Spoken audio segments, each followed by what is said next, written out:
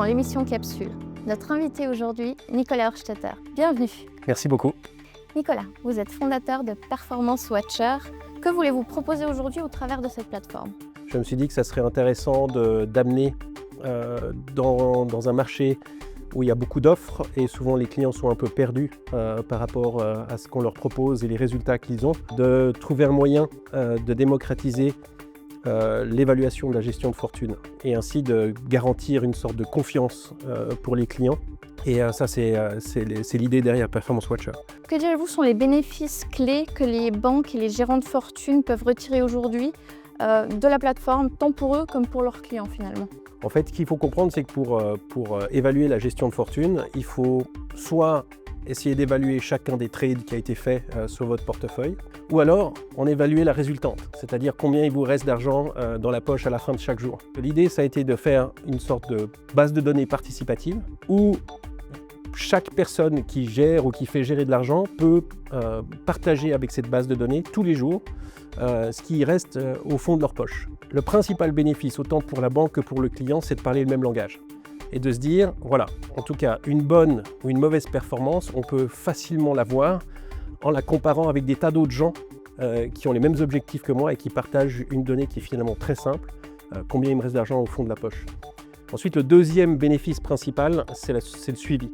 Quand vous avez un suivi et que vous communiquez de manière simple avec vos clients, vous évitez les non-dits et les problèmes qui surviennent au fur et à mesure de 6 mois ou 12 mois, quand les choses ne sont pas comprises et pas suivies. Le troisième bénéfice, qui est une résultante de la deuxième, c'est un outil de reporting et de communication extrêmement simple. Donc on a une très bonne communication entre le banquier et le client, qui, en tout cas en termes de performance, parlent le même langage avec quelque chose de très simple. Quels sont les principaux services, si on veut, qui sont le plus utilisés sur la plateforme? Ce qui est très important à comprendre, c'est que, par définition, Performance Watcher ne rendra jamais de service. D'accord ? En revanche, ce qu'on essaye de faire, c'est de présenter les données de la manière la plus objective possible et qu'elles soient utiles à des gens qui vont, eux, donner du service. Donc typiquement, la banque qui gère de l'argent, elle vend un service à son client, une gestion, et donc j'espère qu'avec ce qu'on fait, ce service qui est vendu souvent quand même relativement cher est valorisé à sa juste valeur vers son client. Souvent, c'est très frustrant. Moi, j'ai été portfolio manager, on pense avoir fait un très bon boulot et objectivement, on en a fait un. Et puis, il y a des clients qui sont frustrés parce qu'ils ont entendu qu'ils auraient dû faire tant de performances ou tant de choses, etc.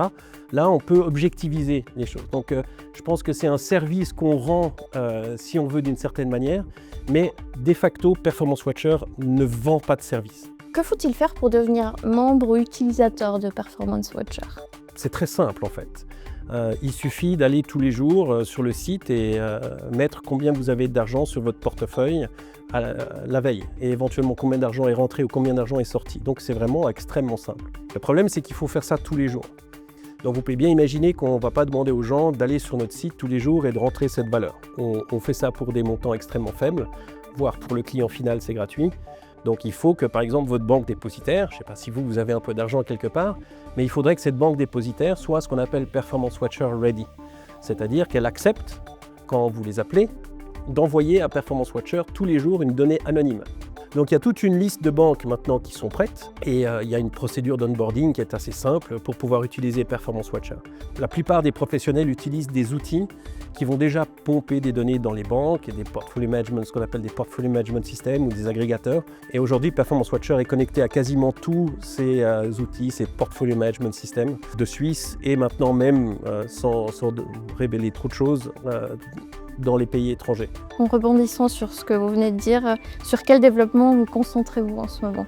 L'axe principal pour moi ces 2 dernières années, ça a été de faire Performance Watcher non plus seulement une mission, mais un vrai produit.